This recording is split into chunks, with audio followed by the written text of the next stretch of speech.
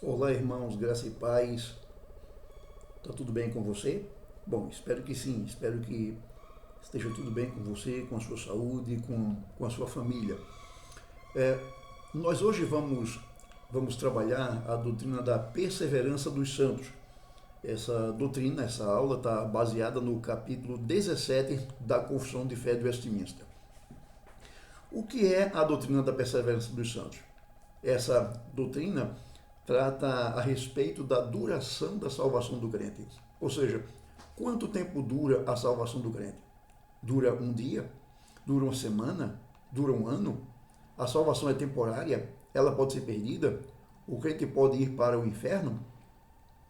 Bom, essas são perguntas que, dependendo de quem está ouvindo a pergunta, essa pessoa responde essas perguntas de forma afirmativa, assim, dizendo que a pessoa pode ser salva hoje e amanhã se perder. Ou seja, então para essa pessoa a salvação pode durar apenas um dia ou pode durar apenas uma semana.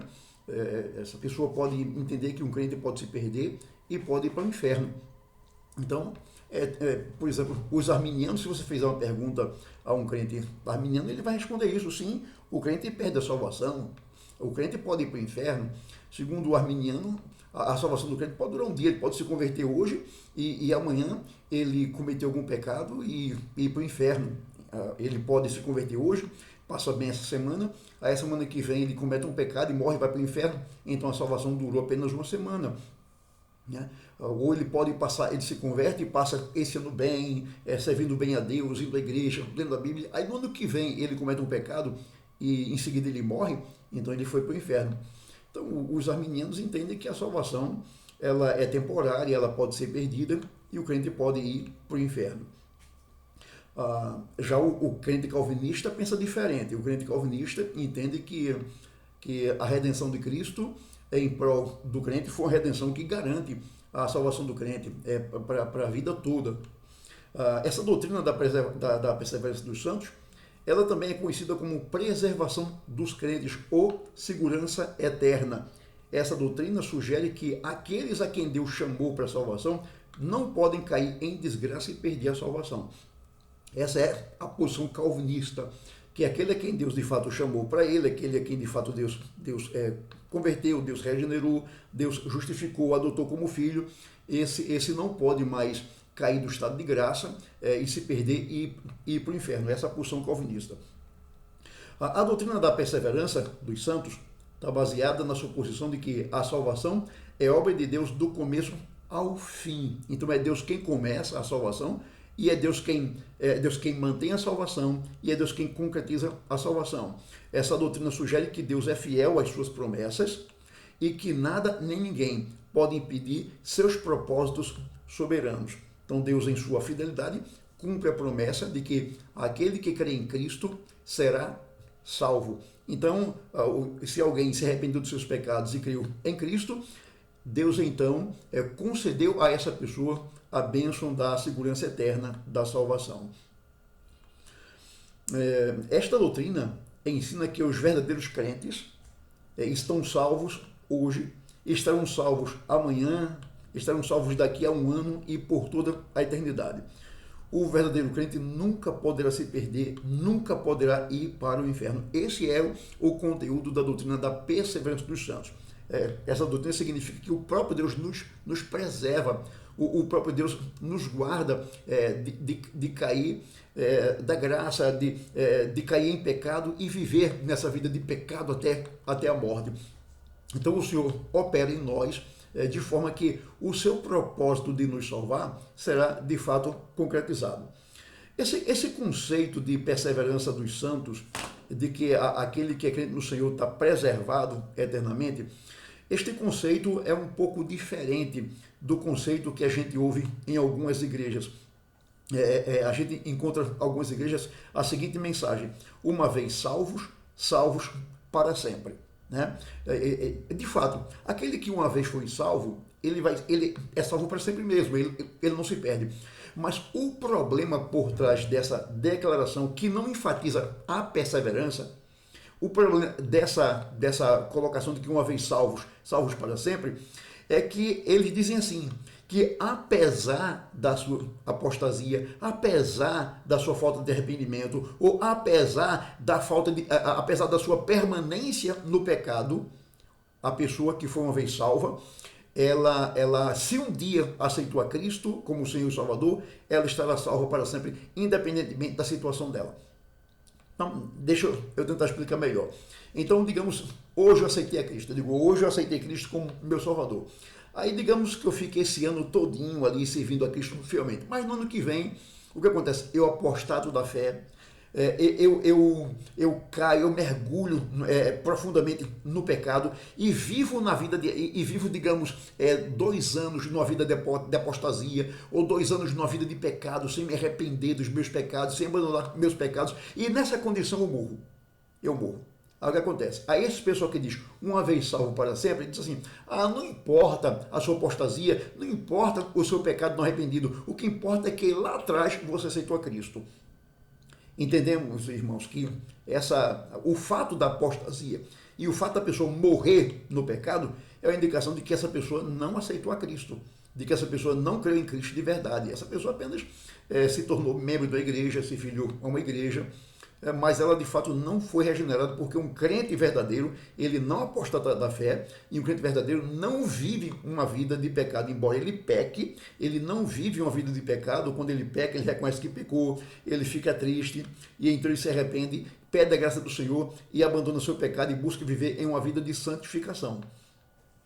No ensino calvinista, se uma pessoa cai em apostasia ou em pecado e não mostra sinais de arrependimento genuíno, pode ser uma prova de que essa pessoa nunca realmente foi salva e que ela não fazia parte do número dos eleitos de Deus.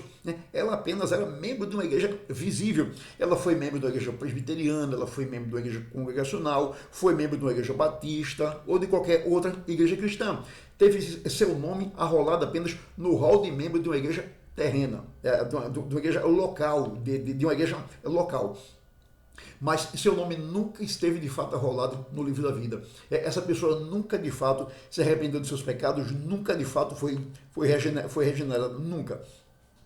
Essa pessoa que apostata da fé e morre na apostasia, essa pessoa que mergulha profundamente no pecado e morre nessa condição, mesmo se essa pessoa era membro de uma igreja, essa pessoa mostra que ela tinha apenas uma fé temporal ou uma fé morta, que não estava arraigada no coração regenerado. E então, pelo fato de que ela não era uma pessoa regenerada, ela abandonou a fé que dizia que tinha, indo para uma seita quando ela apostata da fé, ou se tornando indiferente ou até mesmo nocivo ao cristianismo. Ou, quem sabe, uma pessoa que não suportou os prazeres pecaminosos do mundo, ou a fascinação pelas riquezas, ou as tribulações e aflição da vida, vivendo fora do evangelho até o fim da vida. Certamente esta pessoa se perdeu. Não é que ela perdeu a salvação, mas ela nunca teve a salvação, pois a decisão definitiva da sua vida mostrou que ela nunca pertenceu ao grupo dos salvos. Você conseguiu compreender esse ponto? Conseguiu compreender, né? Então aqui eu estou falando que se uma pessoa uma pessoa é membro de uma igreja, mas depois disse que aceitou Cristo, mas depois essa pessoa ela abandona o evangelho e se volta para uma seita, se torna membro de uma seita, Mormon, Testemunho de Jeová, Espiritismo, Catolicismo Romano, seja lá qual for. Ou ainda que ela, ao invés de se tornar membro de uma seita, ela se tornou nociva, agressiva ao cristianismo, ela se tornou indiferente, ela não dá mais valor nenhum ao cristianismo. A pessoa que aposta toda a fé. Ou uma pessoa que se levou pelos prazeres pecaminosos do mundo, ou que se levou pela busca das riquezas, do luxo dessa vida e abandonou a fé, ou a pessoa que não suportou tribulação e aflição. E então o que acontece? Essa pessoa abandonou a fé. Isso é uma indicação de que ela não tinha uma fé salvadora. Ela não tinha uma fé arraigada no coração regenerado. Ela mostrou com sua decisão de viver o resto de sua vida fora de Cristo e do Evangelho, ela mostrou que ela nunca pertenceu ao grupo dos eleitos, nunca pertenceu ao grupo dos salvos. Então, depois dessa rápida introdução, vejamos o ensino da confissão de fé sobre a perseverança dos santos. Em primeiro lugar, nós temos o seguinte: os verdadeiros crentes jamais cairão do estado de graça. Então esse é o primeiro ponto abordado pela confissão de fé, que diz assim, veja: Os que Deus aceitou em seu bem-amado, esse bem-amado aqui é Jesus, os que Deus aceitou em seu bem-amado, os que ele chamou eficazmente e santificou pelo seu Espírito, ou seja, os verdadeiros crentes, o que acontece? Estes não podem decair do estado de graça, nem total, nem finalmente, né? Então, é exatamente que o crente cai em pecado, mas ele não cai de forma total e nem cai de forma final, de forma concreta, a ponto de morrer fora do Evangelho. Então, aqueles a quem Deus aceitou em Cristo, Deus não permite que eles decaiam do estado de graça de forma total e final.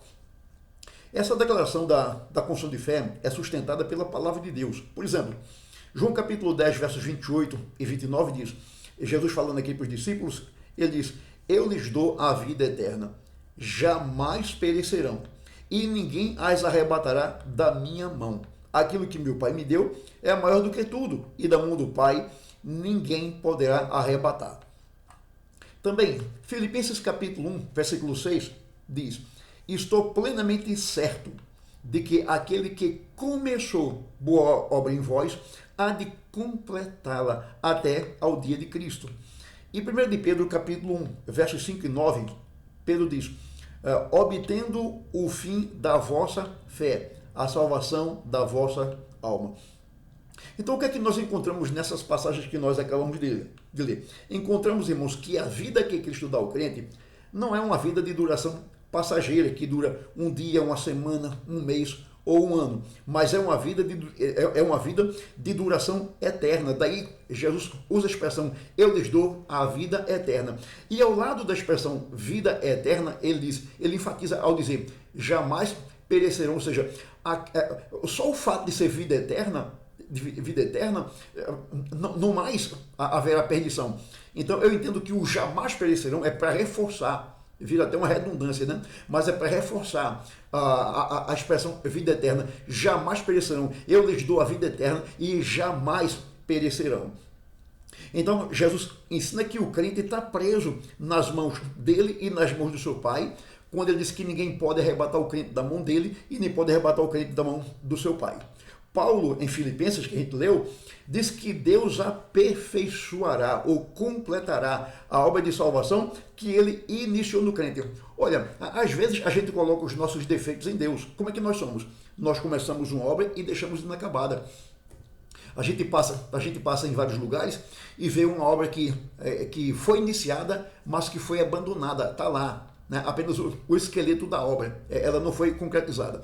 Uma pessoa começa um curso de faculdade, por exemplo, e quando está no segundo ano, por exemplo, a pessoa abandona o curso. Quer dizer, começou uma obra e não acabou. Uma pessoa começa qualquer coisa na vida e não concretiza aquilo. Então a gente imagina que Deus é assim, que Deus também pode começar uma coisa e deixar aquela coisa pelo meio do caminho. Deus não é assim. Paulo é enfático em dizer que Deus que começou em nós a boa obra de salvação, ele haverá de aperfeiçoar ou de completar essa obra até ao dia de Cristo. Então, quando o Senhor nos salvou, ele fez o seguinte, ele nos salvou da culpa do pecado através da justificação, ele perdoou nossos pecados. Então, nós fomos salvos da culpa do pecado. O Senhor continua trabalhando em nós, aperfeiçoando em nós a salvação através da santificação. Então ele está nos salvando do poder do pecado através da santificação.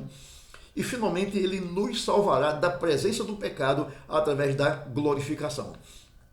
A glorificação já é garantida na vida do crente. Paulo, quando escreve a Romanos, capítulo 8, versos 29 e 30, ele diz, aos que de antemão conheceu, a estes predestinou, aos que predestinou, a esses chamou, aos que chamou, a esses justificou, e aos que justificou, a esses glorificou. Então, no plano eterno de Deus, o crente já goza da glorificação, Note que nós temos as 5 verbos no passado: conheceu, predestinou, chamou, justificou e glorificou. Então a glorificação do crente está garantida por Deus desde a eternidade. Então Paulo disse que o Senhor vai completar essa sobre nós, a ponto de que o seu propósito feito na eternidade de nos glorificar vai ser concretizado. Ele vai aperfeiçoar a obra de salvação em nós, em cada um de nós. Aquele em quem Deus começou a obra de salvação pode ter certeza que esta obra será completada. Então, meu irmão, se você é uma pessoa salva em Cristo, se você tem convicção de que Deus já te chamou em Cristo, que você pertence a Ele, fique certo de que essa obra de salvação será concretizada pelo Senhor eternamente. Pedro, na passagem que nós lemos, diz que o fim ou a finalidade de nossa fé, da nossa fé salvadora, qual é a finalidade da nossa fé salvadora? É a salvação das nossas almas, diz Pedro. Essa salvação que será revelada ou concretizada no último dia, por ocasião da vinda de Jesus Cristo. Realmente, irmãos, a Bíblia ensina que Deus assegura a eternidade da salvação do crente.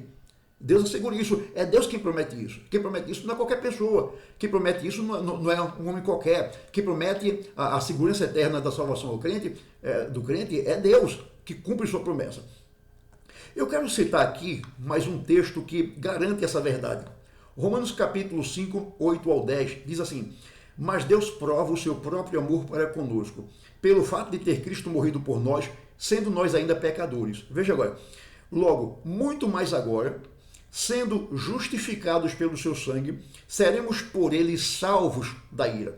Porque se nós, quando inimigos, fomos reconciliados com Deus mediante a morte de seu Filho, muito mais, estando já reconciliados, seremos salvos pela sua vida. Veja bem, Paulo diz, Deus prova seu amor para conosco quando nós éramos inimigos dele. Quando nós éramos seus inimigos, ele se reconciliou conosco, ou ele nos reconciliou com ele através de Jesus. Aí Paulo diz assim, logo muito mais agora, que já estamos reconciliados, seremos salvos pela sua vida. Olha, Deus não é incoerente, quem é incoerente sou eu. Como é que eu sou inimigo de uma pessoa? Como é que eu tenho uma pessoa como inimiga? E essa pessoa tem acesso à minha casa. Como minha inimiga, eu abro as portas da minha casa, essa pessoa vem e faz refeição comigo. E então a gente se reconcilia. Então, como é que depois da gente reconciliado, eu fecho as portas para essa pessoa? É incoerente, não? Então, se como uma inimiga eu abrir as portas da minha casa para ela, muito mais como amiga é que minhas portas estarão abertas para ela. É isso que Paulo diz. Se quando a gente era inimigo, Deus se reconciliou conosco, quanto muito mais agora, que nós já somos amigos dele, então nós seremos salvos pela sua vida. É o que nós encontramos aqui o apóstolo Paulo ensinando. O fato de o crente não decair do estado de graça que a gente leu na confissão de fé, né? Aquele que de fato foi aceito por Deus em Cristo, que foi chamado eficazmente, que foi santificado, esse não pode decair do estado de graça, nem total, nem finalmente. Ou seja, ele não pode perder a salvação. Agora, isso não significa, o fato de que o crente não perde a salvação, não significa que o crente não cometa pecado algum. Não, o calvinismo não ensina isso. Não ensina que o crente já nessa vida tem a perfeição. Não. O crente calvinista, embora ensine que o crente não perde a salvação, o crente calvinista não nega que o crente peca. Peca sim. A confissão de fé reconhece que os verdadeiros crentes podem cair em graves pecados e por algum tempo continuar neles. Então essa é a declaração da confissão de fé. O crente em Jesus pode cair em graves pecados e por algum tempo até continuar neles. Eu quero comentar sobre isso um pouquinho mais lá na frente. A nossa convicção é que os que Deus aceitou em seu Filho, o Senhor Jesus Cristo, ou seja, os que Deus chamou eficazmente e santificou pelo seu Espírito, com toda certeza, hão de perseverar nesse estado até o fim e serão eternamente salvos. O próprio Deus, pelo seu Santo Espírito, sustentará o verdadeiro crente até ao fim. Não tenha dúvida disso, meu irmão.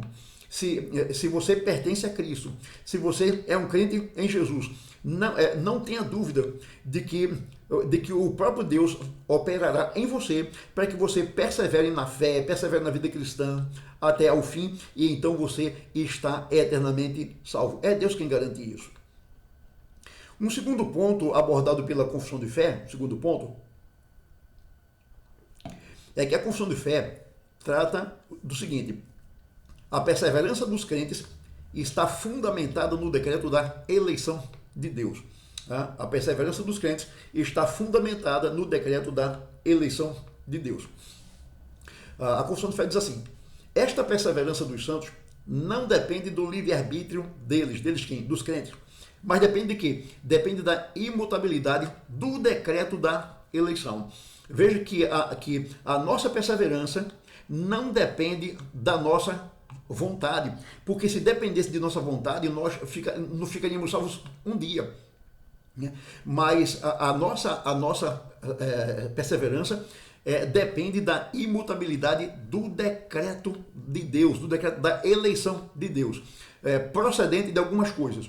Esse imutável decreto da eleição procede, primeiro, do livre e imutável amor do Pai. A gente leu há pouco em Romanos, né, que Deus prova o seu amor para conosco, em que Jesus morreu por nós e que Ele nos reconciliou com Ele e que por conta disso nós estaremos salvos.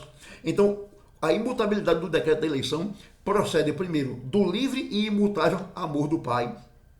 Procede, em segundo lugar, da eficácia do mérito e intercessão de Jesus Cristo. Ou seja, no céu, Jesus intercede por nós.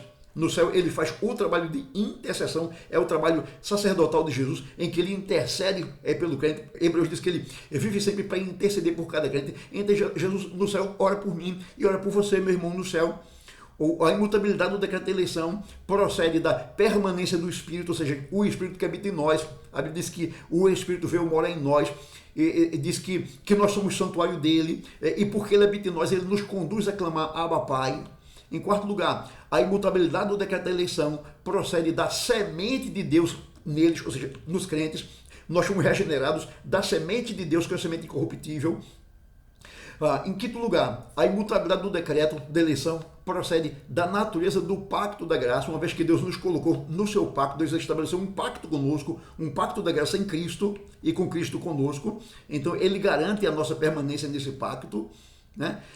Então, de todas essas coisas vem a certeza e infalibilidade de nossa salvação. Então, meu irmão, você, se é crente em Jesus, você não precisa duvidar de que você está seguro nas mãos do Senhor. Certifique-se de que você tem uma vida de santificação, certifique-se de que você vive uma vida em comunhão com Deus, consagrada a Deus. Não significa isso que você é perfeito, que você não peca, mas quando você pecar, você se arrepende e abandona o seu pecado e toca a sua vida de comunhão com Deus. Então, se você de fato é um crente em Jesus, não tenha dúvida de que você é crente de verdade, porque Deus te elegeu na eternidade e a eleição de Deus garante a sua perseverança, garante a sua salvação. Eu tenho aqui algumas passagens para ler para vocês. Primeiro, Efésios capítulo 1, 4 e 5, 11 e 12. Paulo diz: assim como nos escolheu nele antes da fundação do mundo. Né? Então, quando foi que aconteceu nossa eleição? Antes da fundação do mundo. E é essa eleição que garante a nossa perseverança. Uma vez que na eternidade Deus nos colocou no número dos eleitos, então ele mesmo se encarrega de operar em nós, para que nós vivamos uma vida de perseverança. E continua aqui o texto de Paulo. E nos predestinou para ele, para a adoção de filhos, por meio de Jesus Cristo, segundo o beneplácito de sua vontade. Nele digo, no qual também fomos feitos herança, predestinados segundo o propósito daquele que faz todas as coisas conforme o conselho da sua vontade. Olha, Deus não é incoerente. Como é que na eternidade Deus tem um plano eterno de salvar alguns membros da raça humana? E Deus chama esses membros que ele deseja salvar e inclui no número dos eleitos, dos predestinados, desde a eternidade. Então Deus planeja que esses crentes que ele elegeu na eternidade cheguem de fato ao céu e gozem eternamente da sua comunhão. Como é que Deus faz isso? Mas no tempo ele muda seu propósito e permite que um crente se perca, né? Então Deus não é incoerente. Deus não elegeria um crente da eternidade, não predestinaria um crente da eternidade para depois deixá-lo cair e se perder eternamente. Deus é coerente, Deus não é como nós. Então aqueles a quem Deus predestinou, Deus já garantiu a sua glorificação. Aqueles a quem Deus predestinou, elegeu na eternidade, Ele já garantiu a sua salvação. A gente encontra alguns arminianos que dizem assim: eu creio na predestinação, na eleição, mas eu creio na eleição para o serviço. Eu creio que Deus chamou alguém para ser missionário, para ser pastor, para ser presbítero, diácono, professor de escola dominical, né? Mas para a salvação não. A salvação não é para alguns, a salvação é para todos. Mas aqui o texto que a gente acabou de ler em Efésios, Paulo diz que o Senhor nos elegeu na eternidade e nos predestinou para a adoção de filhos. Então, é certamente que a gente acredita que Deus vocaciona pessoas para serem pastores, presbíteros, missionários. Claro que a gente acredita nessa vocação. Mas aqui a eleição, a predestinação, não é para o serviço, é para salvação, é para que a pessoa seja filho de Deus, seja adotada na família de Deus. Paulo escreve aos Tessalonicenses, onde ele dava graças a Deus porque Deus os elegeu para a salvação. Então, Deus elege pecadores para a salvação. E essa eleição não acontece no tempo, mas essa eleição acontece na eternidade. Lá na eternidade foi que Deus elegeu alguns pecadores e os predestinou para a vida. Ainda João capítulo 17, verso 11, a parte B e o verso 24, Jesus, em sua famosa oração sacerdotal, diz assim: Pai Santo, guarda-os em teu nome que me deste. Pai, a minha vontade é que onde eu estou estejam também comigo os que me deste, para que vejam a minha glória que me conferiste. Jesus, em outra ocasião, disse: Pai, eu te dou graças porque tu sempre me ouves. A vontade do Filho é a vontade do Pai. Eles têm uma vontade una. Então, Jesus diz: a minha vontade é que onde eu estou estejam comigo os que me deste. Então, essa oração de Jesus é atendida. Aqueles por quem Jesus morreu, aqueles que Deus aceitou em Cristo e aqueles por quem Jesus morreu, certamente estarão com Cristo onde Cristo está eternamente. Essa é a garantia da palavra do Senhor. Essa é a garantia que a Bíblia dá. Então, como eu disse anteriormente, Jesus no céu intercede por cada um de nós. Aqui, ele intercedeu por nós, né, quando ele pede que Deus faça a vontade dele, que é deixar com ele, que é fazer que chegue à presença dele eternamente aqueles que o serviram. E em Lucas capítulo 22, verso 32, Jesus diz, falando sobre Pedro, ele diz: eu, porém, roguei por ti, para que a tua fé não desfaleça. É isso que o Senhor faz por nós.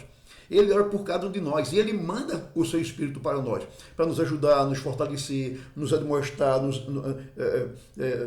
nos segurar, para que a gente não decaia da graça. Se a gente fosse deixado a nossa própria força, então a gente sim decairia da graça e se perderia.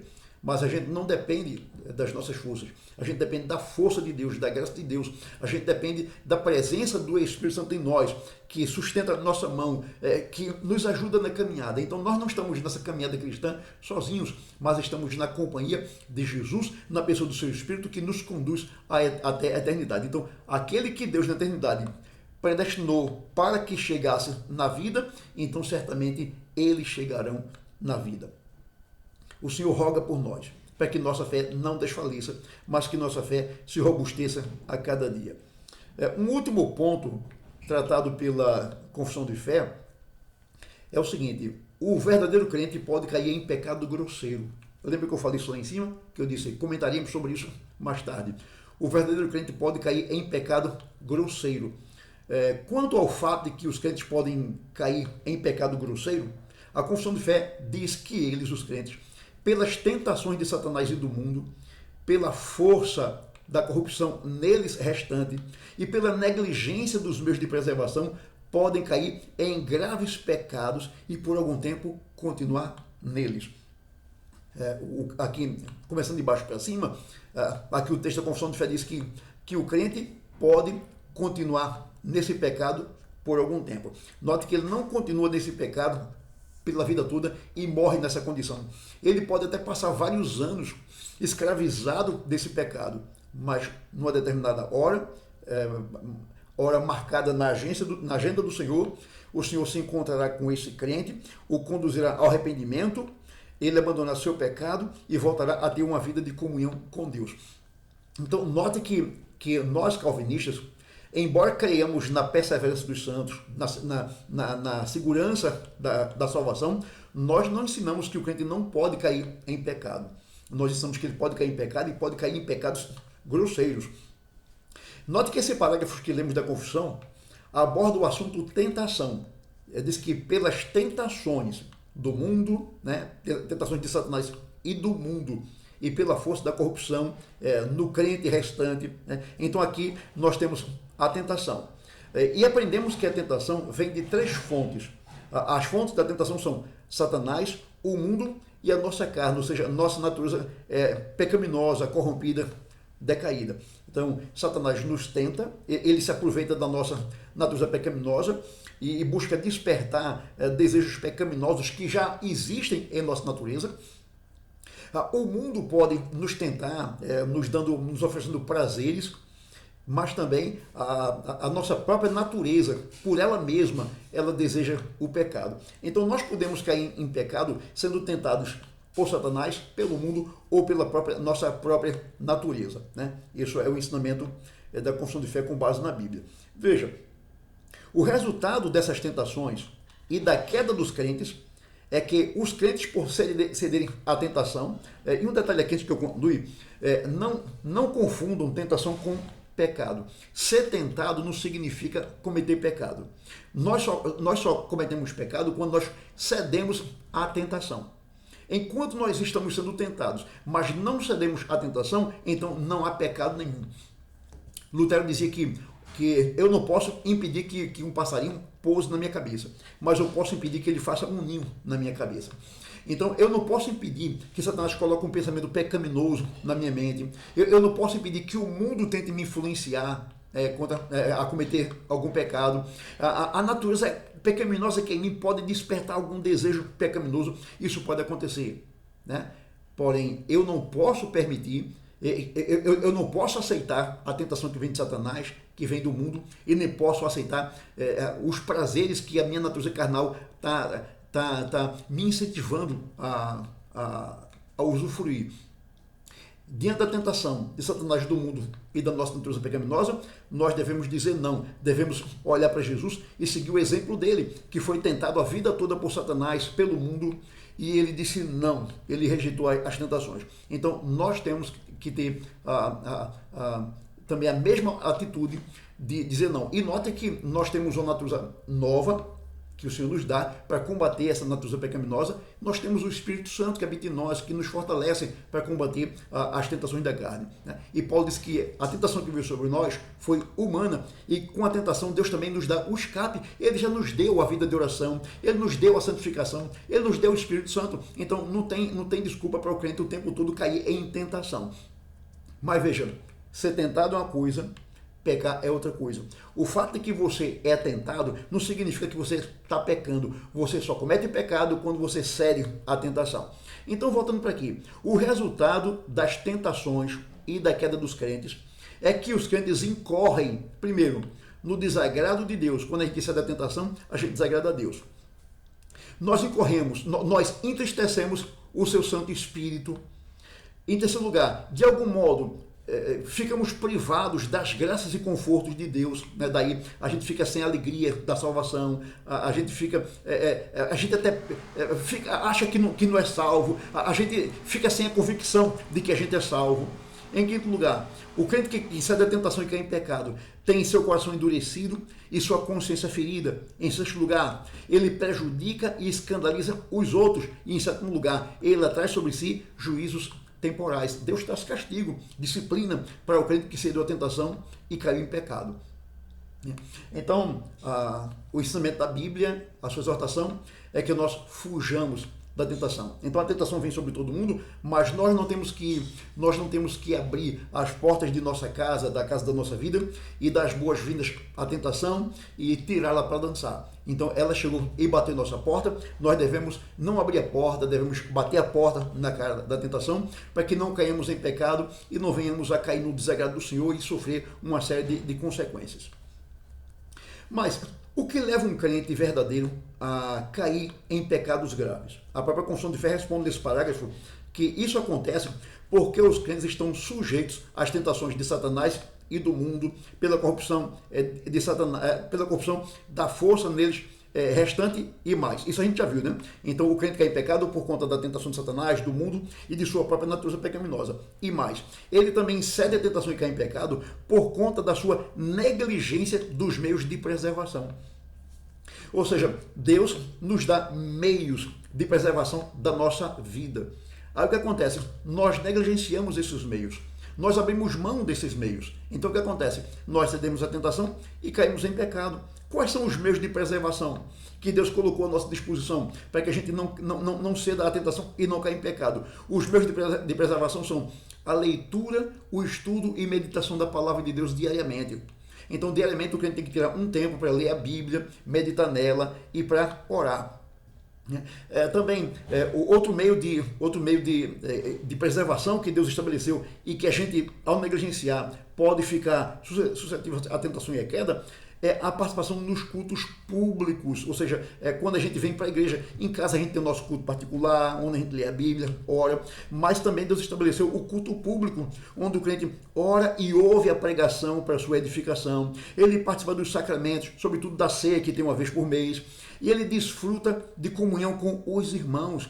Esses meios, quando corretamente utilizados, conduzem o crente a uma vida de santificação, o que o deixa mais forte contra as tentações e quedas em pecado.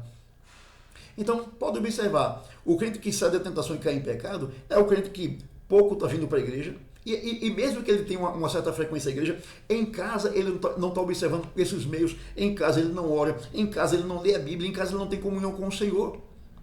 Então é preciso essas duas coisas, a nossa vida de comunhão com Cristo em casa e a nossa vida de comunhão com Cristo e com a igreja e com os irmãos na igreja. Então tudo isso são meios que Deus estabelece para nos preservar. Quando o crente negligencia isso, ele deixa de orar, de ler a Bíblia, deixa de vir à igreja, o que acontece? Ele vai enfraquecendo na fé, e então ele fica mais... como por assim dizer, a oração, a leitura da Bíblia e o culto público é como que uma cerca, à volta do crente.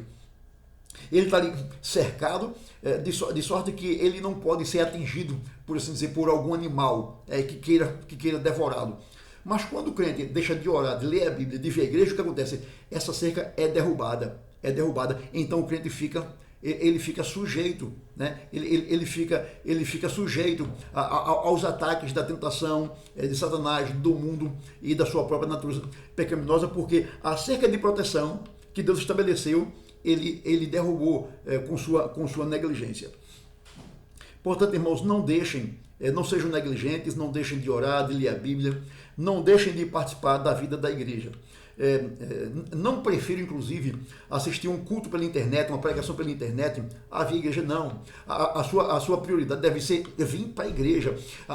Quem deve assistir culto pela internet são pessoas doentes, pessoas idosas, que não podem vir à igreja. Mas se você é jovem ainda, se você tem força, se você pode vir para a igreja, a sua prioridade é vir para a igreja. Não fique em casa. Venha para a igreja, ter comunhão com os irmãos e ouvir a pregação e ser edificado. Quanto a essa questão de que o crente cai em pecados grosseiros, eu penso que Davi é um grande exemplo dessa verdade. O que Davi fez? Davi cobiçou uma mulher casada, adulterou com ela e ainda tramou a morte de seu marido, Urias. Foi por conta desse pecado que ele orou no Salmo 51, verso 14, livra-me dos crimes de sangue, ó Deus, porque ele foi acusado desse crime de sangue. Então, se Deus não tomar conta da nossa vida, se nós não estivermos aos pés do Senhor, nós seremos capazes de cometer crimes de sangue e outros pecados. Então, Davi é um exemplo de alguém que cometeu um pecado grave, alguém crente, regenerado, que cometeu um pecado grave. E o que dizer de Pedro, apóstolo de Cristo? Ele o negou veementemente por 3 vezes, dizendo que não conhecia Jesus.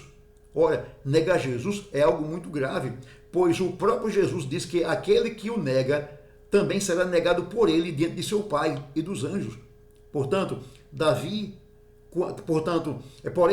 tanto Davi quanto Pedro se arrependeram e foram perdoados e reconciliados com Deus. Então, aqui, irmãos, temos a boa notícia. Aqui temos a boa notícia, temos a alegre notícia, embora o crente ceda à tentação e caia em pecado, e então ele caia no desagrado de Deus, ele entristeça o Espírito Santo, ele fica privado das graças de Deus, dos confortos de Deus, mas a boa alegria, a boa mensagem, a boa notícia é que embora ele permaneça nesse estado durante algum tempo, ele não permanece nesse estado por todo o tempo, porque o próprio Deus o conduzirá ao arrependimento, e então o crente se arrepende e ele é restaurado à comunhão com Deus. Há essa promessa de Deus, de que aquele que se arrepende é restaurado por ele, e mais, o arrependimento é um dom de Deus. O próprio Deus, embora ele nos responsabilize pelos nossos atos, embora ele diga o que nós temos que fazer, ele cobre de nós o que temos que fazer, Ele é tão gracioso que ao mesmo tempo em que ele cobra de nós alguma coisa, ele nos dá aquilo de que cobra de nós. Por exemplo, ele cobra de nós arrependimento e ele próprio nos dá o arrependimento, ele nos socorre com sua graça, nos dando arrependimento para que a gente se arrependa dos nossos pecados, abandone nossos pecados e se volte para ele, restaurando a nossa comunhão com ele. Ele opera em nós essa restauração, essa boa notícia. Foi ele que restaurou a comunhão de Davi com ele, foi ele que restaurou a comunhão de Pedro com ele, é ele que restaura a minha comunhão com ele e a sua comunhão com ele quando caímos em pecado e nos arrependemos dos nossos pecados. É ele quem restaura nossa comunhão com ele. Essa é uma grande notícia que nós não podemos esquecer. A minha conclusão, irmãos, é a seguinte: louvado seja Deus pelo fato de que a doutrina da perseverança dos santos está revelada na Escritura. Essa doutrina traz consolo e conforto ao crente, que sabe que, embora ele desobedeça a Deus e caia em pecado, Deus ainda o ama e o trará de volta à comunhão com ele. Portanto, irmãos, nunca duvidem do amor de Deus por vocês. Porém, não entendo isso como uma permissão para uma vida de pecado. Não, pois o pecado na vida do crente deve ser um acidente, nunca uma regra. Um pensamento final aqui é uma denúncia contra aqueles que dizem: se os crentes estão salvos para sempre e nunca vão se perder, então eles podem viver uma vida de pecado que mesmo assim serão salvos. Geralmente arminianos nos acusam disso. Se Deus me elegeu para a eternidade e eu estou garantido, então eu posso viver uma vida na gandaia, na libertinagem, que eu serei salvo de todo jeito. Quem pensa assim não sabe o que está dizendo, não conhece a revelação bíblica, não conhece o ensino da Bíblia, pois a vida do crente deve ser caracterizada pela santificação, pois Paulo é claro em dizer que fomos eleitos antes da fundação do mundo para sermos santos e irrepreensíveis. Então, a perseverança dos santos é vista numa vida de santificação. Uma pessoa que diz que é crente, mas ela não mostra essa vida de santificação, ela pode estar enganada quanto ao fato de dizer que é uma pessoa salva. O verdadeiro crente persevera numa vida de comunhão com Deus e não vive uma vida moralmente libertina ou frouxa. Pode cair em pecado, mas ele não se alegra com aquilo, não se satisfaz naquilo, mas ele se arrepende daquilo e se volta para Deus. Então, irmãos, espero que essa aula tenha abençoado o seu coração e que você se firme cada dia mais na promessa de Deus de que você foi salvo da culpa do pecado através da justificação, você está sendo salvo do poder do pecado pela santificação e finalmente você será salvo da presença do pecado pela glorificação. Essa é uma promessa que Deus faz a todo aquele a quem ele recebeu em Jesus Cristo. Deus abençoe vocês. Amém.